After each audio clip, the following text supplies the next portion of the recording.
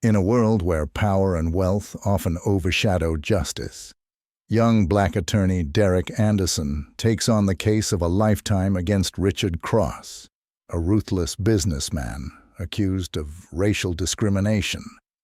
Determined to fight for what's right, Derek soon finds himself ensnared in a dangerous game where rules are bent, allies become enemies, and threats lurk around every corner. As his career and reputation are shattered by Cross's merciless reach, Derek faces a choice: stand firm or lose everything. But when the man who destroyed his life becomes his unexpected savior, Derek must confront a truth far more complex than he ever imagined.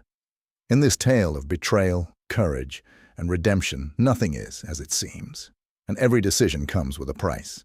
Derek Anderson stared at the piles of documents on his desk, his eyes tired but determined.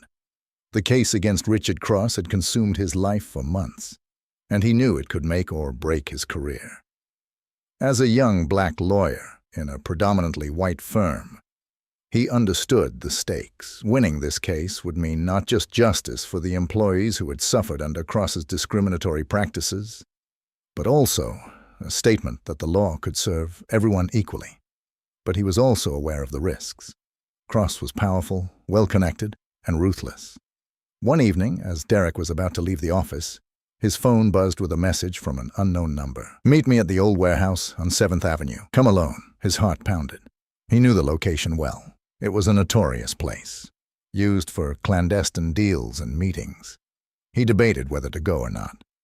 After a few minutes of hesitation, he decided to see what this was about. He needed every piece of information he could get. When Derek arrived, the dim light barely illuminated the abandoned warehouse. He stepped inside, his footsteps echoing against the cold concrete. Suddenly, a figure emerged from the shadows. It was Richard Cross himself, dressed in an expensive suit, looking out of place in the grim setting. Derek Anderson. Cross's voice was smooth, almost friendly, but with a cold edge. "Thank you for coming." "What do you want, Cross?" Derek replied, trying to keep his voice steady. He couldn't let him see any fear. Cross chuckled. "Straight to the point. I like that. Let's not waste time. You and I both know how this will end. You might have some evidence, some witnesses, but I have the power. I have the influence. The system is built to protect people like me, Derek. But I'm a reasonable man. I know every man has his price." Derek felt a chill run down his spine. "I'm not interested in your money, Cross. My job is to seek justice, not profit." Cross's smile faded. His expression hardened. "Justice, that's a child's fantasy. You think you're a hero, don't you? Out to save the world from men like me. But heroes don't pay the bills, Derek. Heroes don't protect their families from what's coming." Derek clenched his fists. "Is that a threat?" Cross stepped closer, his eyes locked on Derek's. "A reality check. You have a wife, children, a sick father. What happens to them when you lose this case? And you will lose, Derek. The jury, the judge, they can all be persuaded. When you're left with nothing, who will be the hero then?" For a moment, Derek felt the weight of those words crush him. He thought of Amelia, his wife, her worried eyes every night as she asked him if he was sure about taking on this fight. He thought of his father, Michael, a former civil rights activist who had fought for justice all his life. What would he think if Derek took the money and ran? "I'll tell you what," Cross continued. "Walk away. Take my offer. More money than you could ever make in that sad little office of yours. Start a new life somewhere far away, or stay and watch everything you love burn to the ground." Derek stared at him, his mind racing. He felt a pull in two directions, one towards safety, the other towards justice. But then he remembered his father's words. "If we don't stand up, who will? If we back down, they win." He straightened up and looked Cross in the eye. "Go to hell, Cross. I'm not for sale." Cross's eyes narrowed, and for a moment, Derek saw something dark and dangerous there. "You'll regret this, Anderson. You'll wish you'd taken the deal." As Derek walked away, he felt a sense of relief, but it was mixed with dread. He knew Cross wouldn't take his refusal lightly. He just didn't know how far he'd go.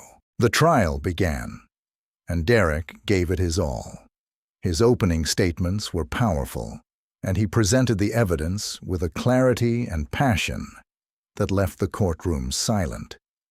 But as the days went by, things started to unravel. Witnesses, who had once been eager to testify, became hesitant, changing their stories or backing out entirely. The judge seemed unusually harsh on Derek's team, dismissing crucial evidence on technicalities. One evening, after another exhausting day in court, Derek's colleague, Maria, approached him in the hallway. Her face was pale, her eyes darting around as if she was afraid of being seen talking to him. "Derek, you need to be careful," she whispered. "I heard things. Cross has friends everywhere, people in high places. They're saying the judge is on his payroll." Derek's stomach turned. "Why are you telling me this now?" "Because you need to know what you're up against. They're not just playing dirty. They're playing to win, at any cost." Despite the mounting challenges, Derek pressed on. He knew the truth was on his side. But on the final day of the trial, the bombshell came. The judge declared key evidence inadmissible, and within hours, the jury delivered their verdict. Not guilty. Derek stood there, stunned. The courtroom buzzed with murmurs, and Cross turned to him with a smirk that spoke volumes. It wasn't just a victory for him. It was a message. He had won. Not because he was right, but because he was powerful. In the weeks that followed, Derek's world fell apart. The media turned against him, branding him as an unethical lawyer who had tried to fabricate a case. Stories were planted. Witnesses came forward to accuse him of coercion. And soon, Derek found himself disbarred. His law firm distanced themselves, claiming they had no knowledge of his unethical practices. Friends in the profession stopped returning his calls. He had become a pariah, an example of what happens when you cross a man like Richard Cross. Derek's home life crumbled under the pressure. His father, already frail, fell ill. The stress of seeing his son's name dragged through the mud too much for him to bear.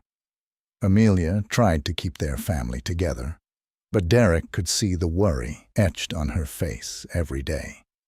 He took on menial jobs, doing whatever he could to provide, but it was never enough. One night, sitting at the kitchen table, Derek stared at his hands, hands that once held a future of justice and righteousness.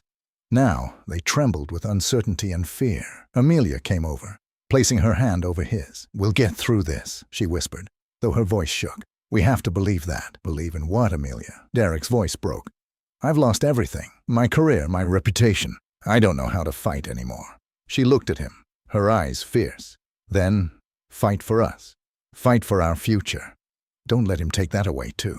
Months passed, and Derek's life was a far cry from what it once was. He tried to move on, to find new meaning, but his heart still ached with the injustice of it all. Then, one evening, as the family gathered to celebrate their daughter's 10th birthday, tragedy struck. A faulty wire sparked a fire that quickly spread through their small home. Smoke filled the rooms, and flames licked at the walls. Panic set in. Derek managed to get his children and wife out, but as he turned back, he realized his father was still inside. Without thinking, he ran back in, only to be met with a wall of fire. "Dad," he shouted. But there was no answer. His heart pounded in his chest, terror gripping him. And then, through the haze of smoke, he saw a figure moving swiftly. It was Richard Cross. Cross pushed past Derek and made his way to the room where Michael lay unconscious.